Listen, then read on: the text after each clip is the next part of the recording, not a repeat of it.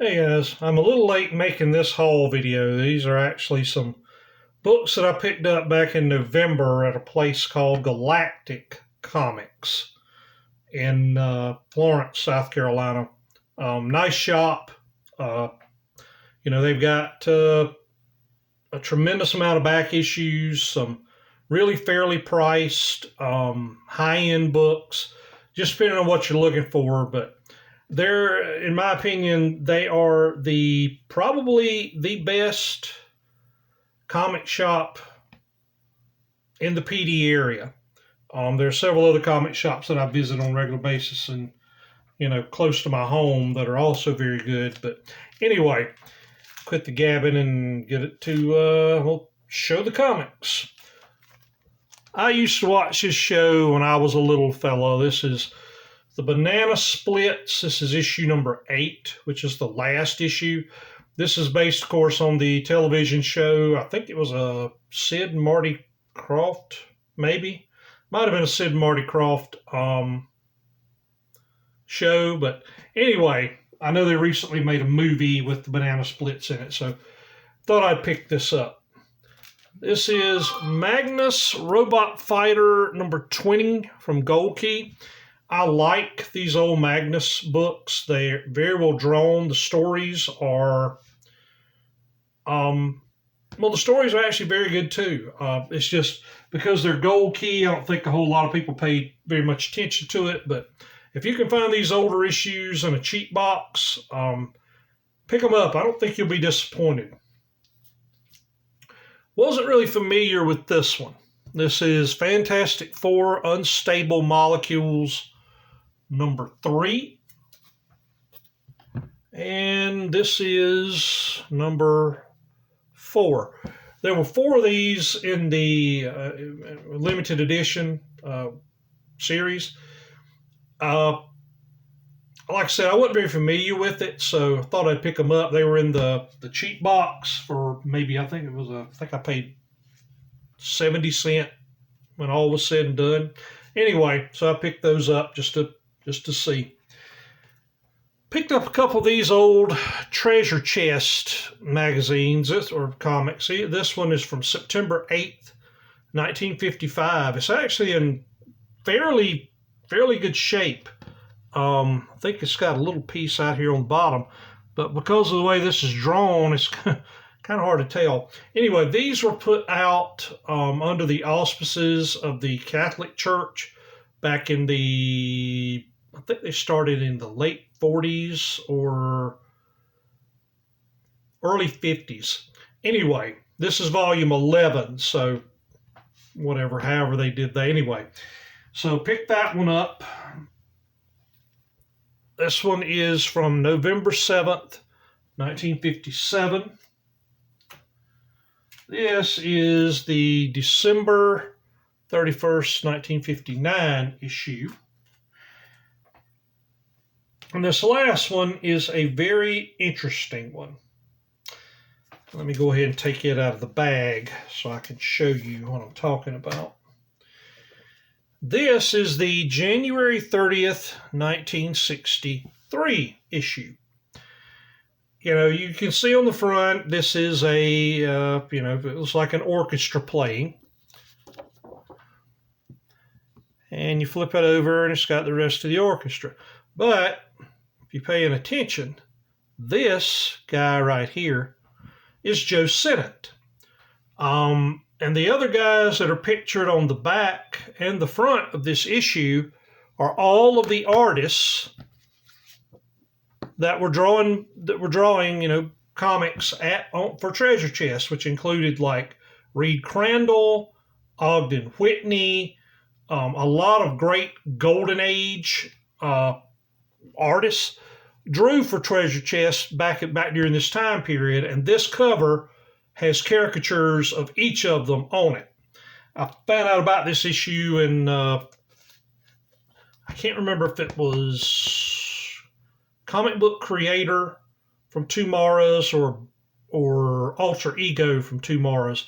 Anyway, somebody wrote an article about the Treasure Chest comic, and this one was one that they featured because it had the artists on it.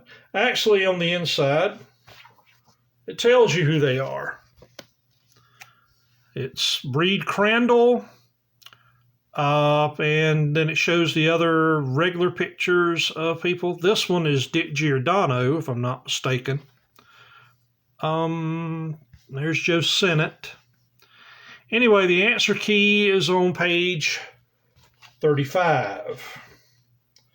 And let's see if I can... Well, anyway, it tells you who they are on page 35. So I picked this one up because I thought that was pretty cool that it had the, caricatures of the artists. Picked up Wolf the Barbarian #1 from Atlas Comics. I've noticed these Atlas comics have been getting a lot more popular lately. I think, I believe I saw on somebody's video that I was watching from the New York Comic Con where there's some people who are relaunching Atlas Comics. And that might have something to do with it. But anyway, so I just picked this one up just for the heck of it. And that was actually before I knew they were relaunching it. But this is, let me get it right here. This is Kane's 100. This was, I can't remember if this was a TV show or if this was a movie. This was a one-shot put out by Dell back in the early 60s. I can't remember who the actor's name on this, but anyway, the inside looked pretty cool, and plus it says Nicholas Kane becomes the key player in a grim game of death. So thought I'd pick that up. That looked pretty cool. This is Andy Panda #154 from 1947. Excuse me. It's not in great shape, but for a 1947 book that I paid 75-80 cents for, I mean, why not? Galactic always seems to have a lot of funny animal books in their really, really cheap bins. This is The Man from U.N.C.L.E. #12. This is based on a television show from the 1960s. I've got 1 or 2 issues of this series in my collection already. The ones I've got were good stories and, very entertaining. So, and the artwork was pretty good, so thought I'd pick it up. This is 4-color #346 from 1951, Zane Grey's Hideout. I like the old Western comics from Dell. They're always well drawn, and the stories are usually pretty good. So thought I'd pick that one up. Now, The New Adventures of Davy Crockett, #2 from Charlton, 1955. I like old Charlton comics, especially. I like getting these older comics where they had just approved the comic code and the comic code seal was huge on the cover. I guess that was to make sure that the parents that were buying this could see it. Anyway, I find that kind of humorous. But anyway, get these out of the way. I got 1 or 2 more here. This is Walter Lantz New Funnies #133. It's got a little piece of tape on here, but I think I can get that off without damaging the book. I'm going to try it. If it feels like I'm damaging it, then, I'll stop. And this is 4-color comics #1176, which features Dondi. Those of you who aren't familiar with Dondi, Dondi was a comic strip that was started in the mid-50s by a Golden Age comic book artist named Irwin Hasen, Hasen. He used to draw Hawkman, The Flash, Wildcat. I think he was the originator of the Wildcat character from the Justice Society. He drew All-Star Comics, and he drew a lot of other things for DC and All-American Comics back in the 40s. And they made a movie from his comic strip. And this movie is considered to be one of the worst movies of all time. I kid you not. Anyway, I saw this one in the cheat box, and because I had the pleasure of meeting Mr. Hayson a couple of times before he passed away, and I was able to get some sketches from him and get him to sign a few books for me. I just saw this one. I said, "Yeah, I've got to pick this one up. That's pretty cool." So, anyway, picked it up. I'm not sure if he actually drew the comic, but I haven't opened it up yet to look.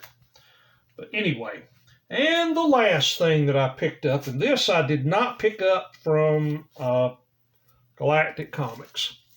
Happened to find this one at a secondhand bookstore. This is Black Panther, the early years. This is an omnibus. It's a $125 book, and I paid $20 for it. It's got all of the old Silver Age comics, first appearance through the early 70s. So I thought I'd pick that up. That was pretty cool. Anyway, that is my haul. I appreciate y'all watching, and y'all have a great day.